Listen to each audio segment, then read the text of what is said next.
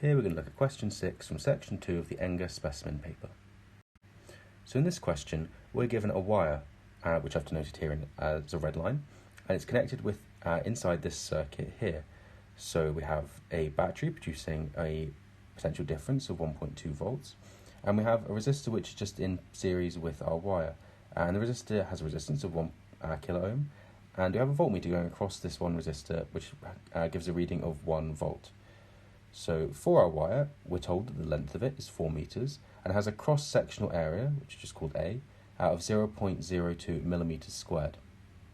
So what the question asks us to do is to find the resistivity of the wire. So if you'd like to have a go at this question yourself, then just please pause the video now. Otherwise, let's have a go at it. So to try and solve this question, we should have a bit of a think about what resistivity actually is. So there is an equation to do with it, which I'm going to put up on the screen just now. So it's that the resistivity of a component is equal to the resistance of it multiplied by its cross-sectional area divided by the length of it.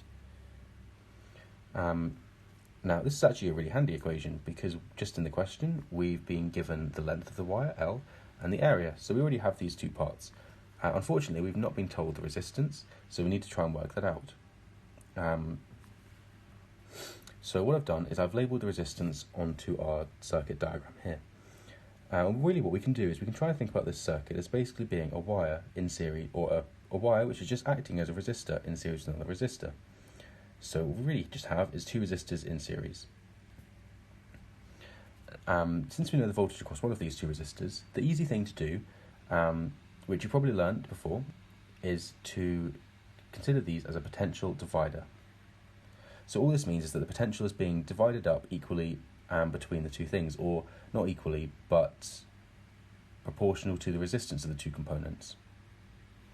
So what this means is that 1 kilo ohm resistor is this fraction of our total resistance. So where I've got this from is it's the voltage across our 1 kilo ohm resistor divided by the total voltage. So of course it doesn't look too nice, but it's just equivalent to 5/6. So the fact that there's 1 volt across our 1 kilo ohm resistor just means that our 1 kilo ohm resistor has 5/6 of the total resistance of our circuit. Therefore, we know that our wire is going to have 1/6 of the resistance. And if we work this out, then we find that since this is just 5/6, then the 1/6 is going to be 0.2 kilo ohms. So this value of the resistance of our wire is 0.2 kilo ohms. Now, what this means is that we do have a value of the resistance. So we can just find the resistivity of our wire.